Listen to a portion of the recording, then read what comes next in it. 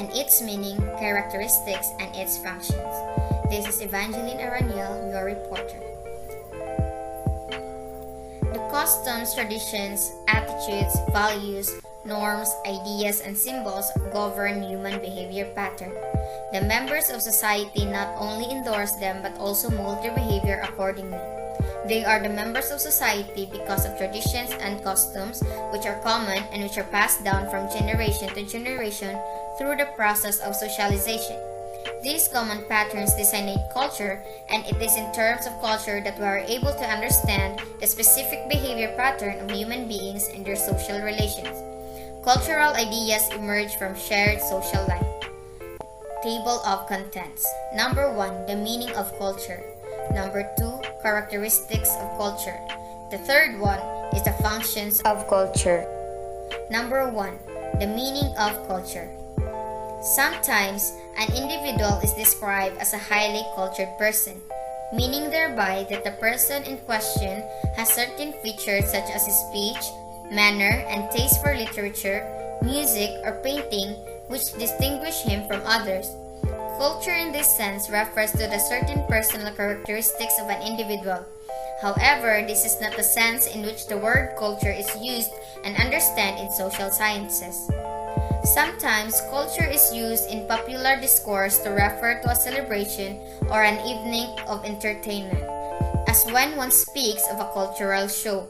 In this sense, culture is identified with aesthetics or the fine arts such as dance, music, or drama.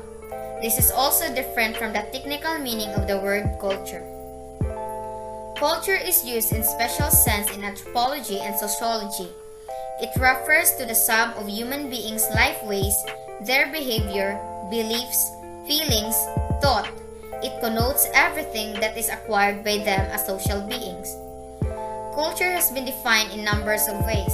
There is no consensus among sociologists and anthropologists regarding the definition of culture. One of the most comprehensive definitions of the term culture was provided by the British anthropologist Edward Taylor.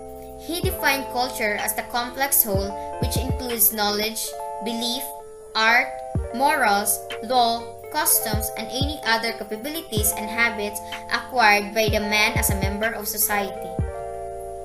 There are some writers who add to this definition some of the important other capabilities and habits, such as language and techniques for making and using tools.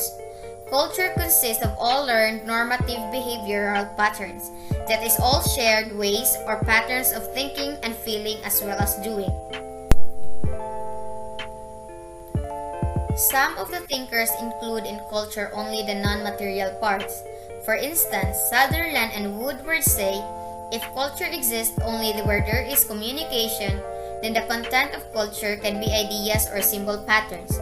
Culture is then an immaterial phenomenon only, a matter of thoughts and meanings and habits, and not of visible and touchable material things or objects.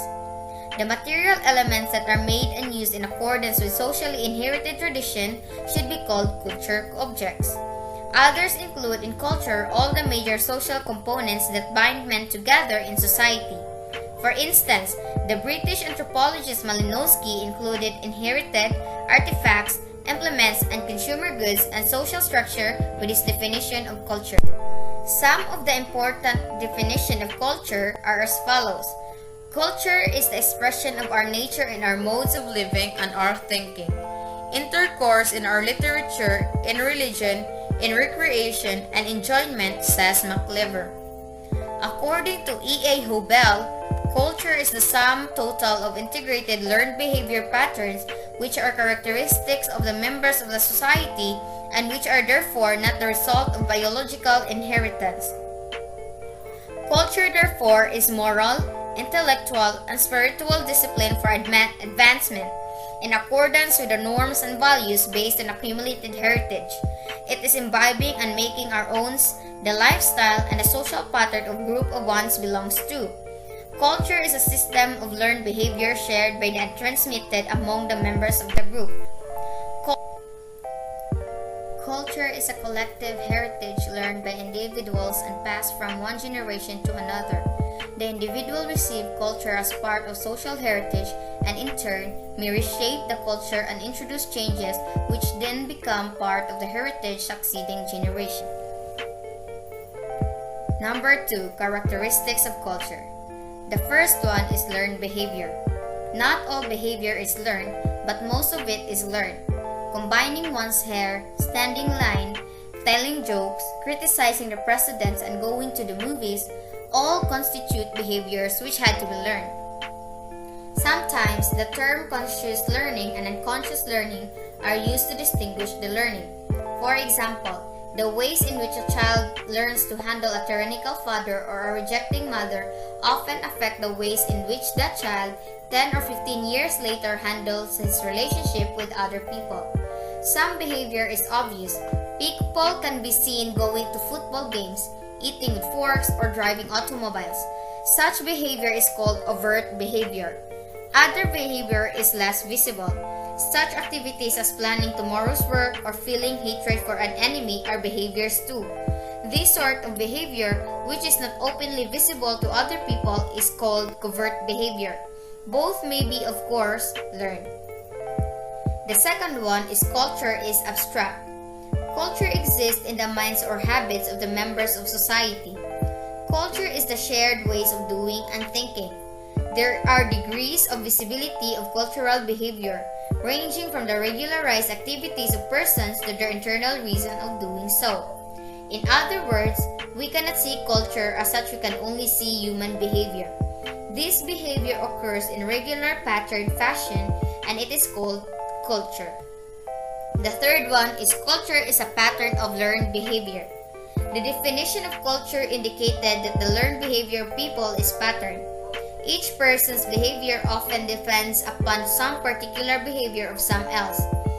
The point is that, as a general rule, behaviors are somewhat integrated or organized with related behaviors of other persons. The fourth one is culture is the products of behavior. Culture learnings are products of behavior. As the persons behave, there occur changes in him. He acquires the ability to swim, to feel hatred towards someone, or to sympathize with someone. They have grown out of his past behavior. In both ways, then human behavior is the result of behavior. The experience of other people are impressed on one as he grows up, and also many of his traits and abilities have grown out of his own past behavior. The fifth one is the culture includes attitude, values, knowledge. There is a widespread error in the thinking of many people who tend to regard the ideas, attitudes, and notions which they have as their own. It is easy to overestimate the uniqueness of one's own attitude and ideas. When there is agreement with other people, it is largely unnoticed. But when there is disagreement or difference, one is usually conscious of it. Your differences, however, may also be cultural. For example, suppose you are a Catholic and the other person is a Protestant. Number 6. Culture includes material objects. Man's behavior results in creating objects. Men were behaving when they made these things. To make these objects require numerous and various skills which human beings gradually built up through the ages. Man has invented something else and so on. Occasionally, one encounters the view that man does not really make steel or battleship. All these things first existed in a state nature. Man merely modified their form, changed their form from a state in which they are state in which he now uses them. The chair was first a tree, which man surely did not make, but the chair is more than trees, that the jet airplane is more than an iron, and so on and so forth. The seventh, culture is shared by members of society. The patterns of learned behavior and results of behavior are possessed not by one or a few persons, but usually by a large proportion. Thus, many millions of persons share such behavior patterns as Christianity, the use of automobiles, or English language. Persons may share some part of cultural unequally. For example, as Americans do the Christian religion, to some persons Christianity is the all-important, predominating idea in life. To others, it is less preoccupying or important, and to still others, it is of the marginal significance only. Sometimes, The people share different aspects of culture. For example, among the Christians, there are Catholic and Protestant, liberal or conservation, as clergyman or as a layman. The point to our discussion is that the culture or any part of it shared identically, but it is shared by the members of society to a sufficient extent.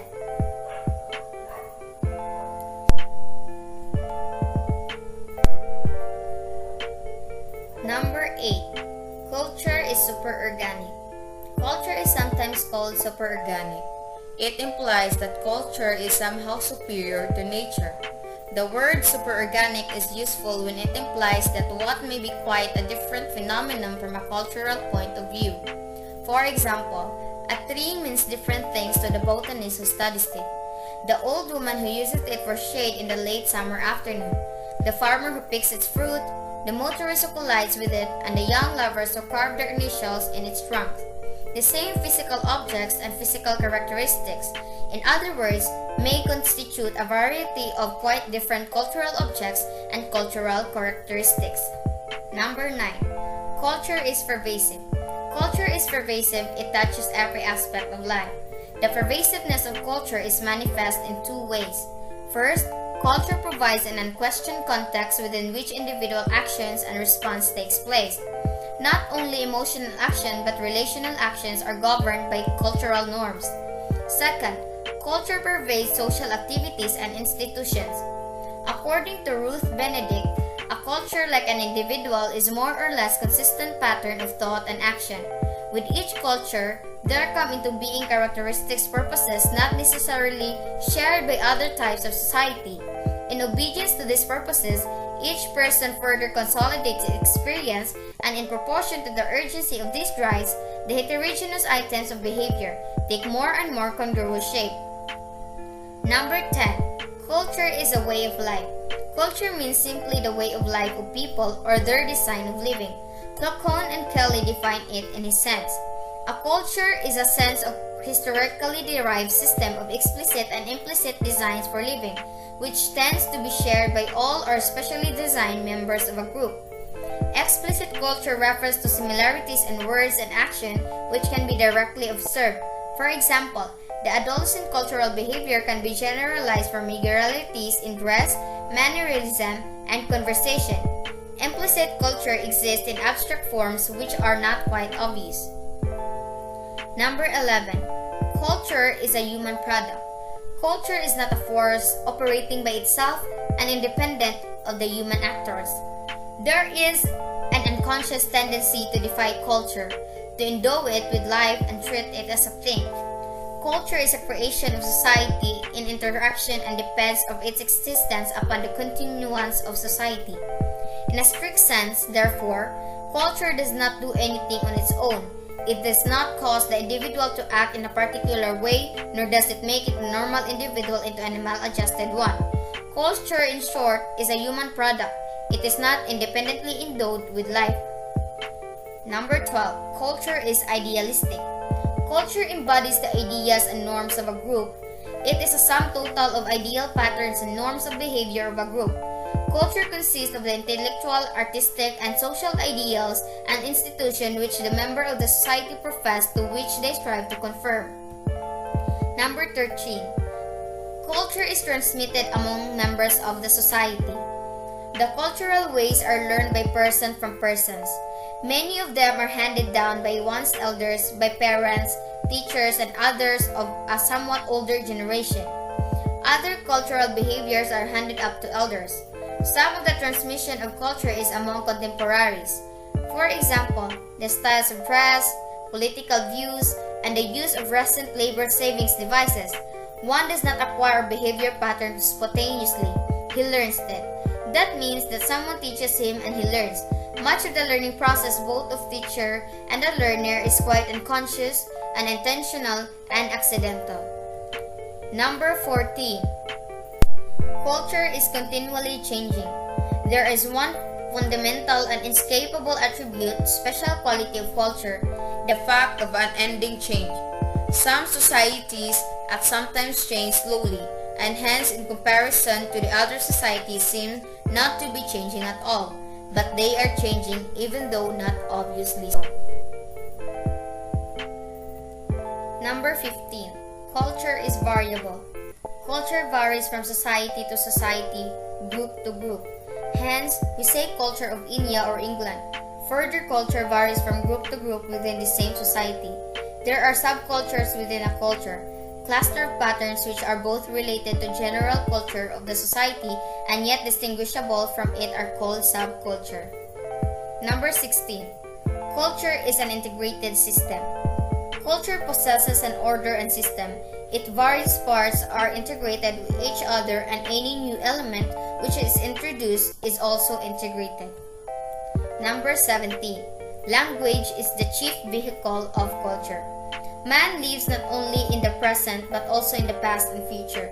He is able to do this because he possesses language which transmits to him what was learned in the past and enables him to transmit the accumulated wisdom to the next generation. A specialized language pattern serves as common bond to the members of the particular group or subculture.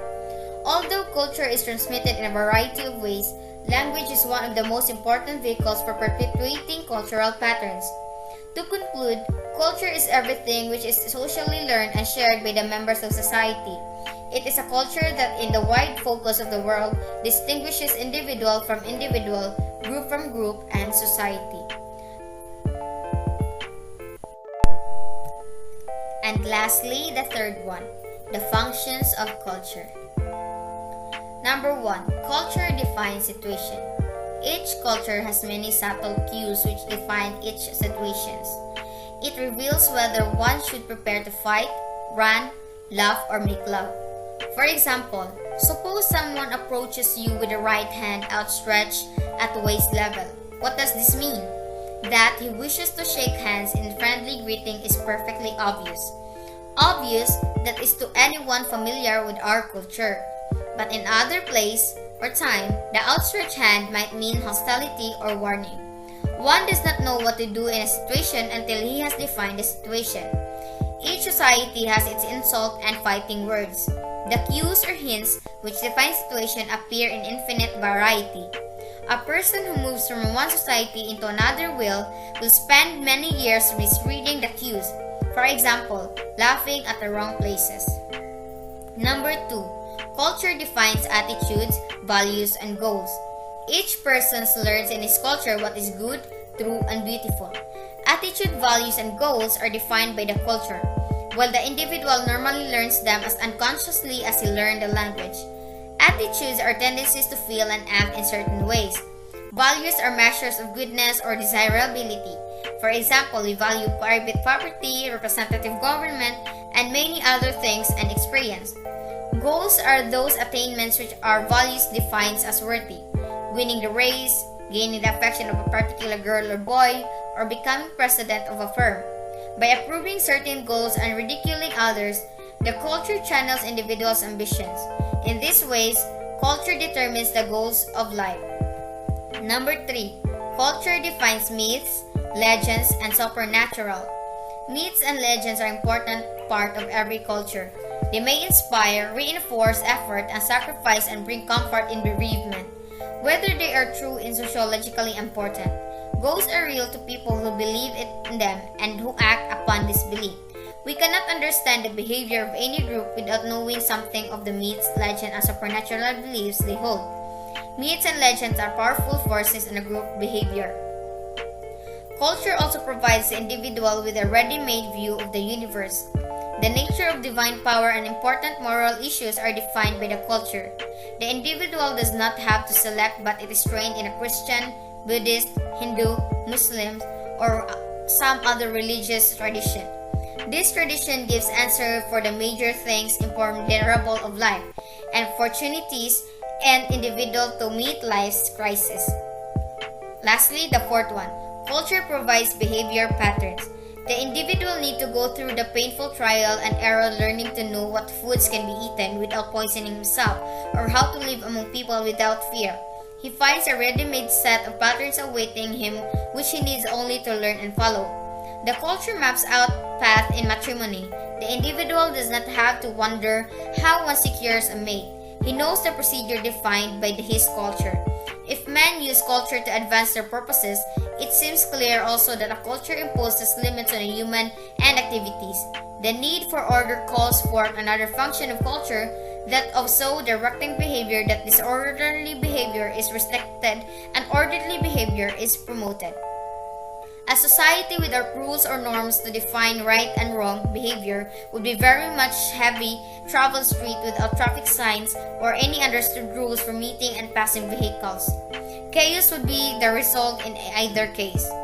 Social order cannot rest of the assumption that man would spontaneously behave in ways unconducive social harmony. Culture and society. The culture and society, the relationship between society, culture, and personality is stressed by Ralph Linton. A society is organized group of individuals.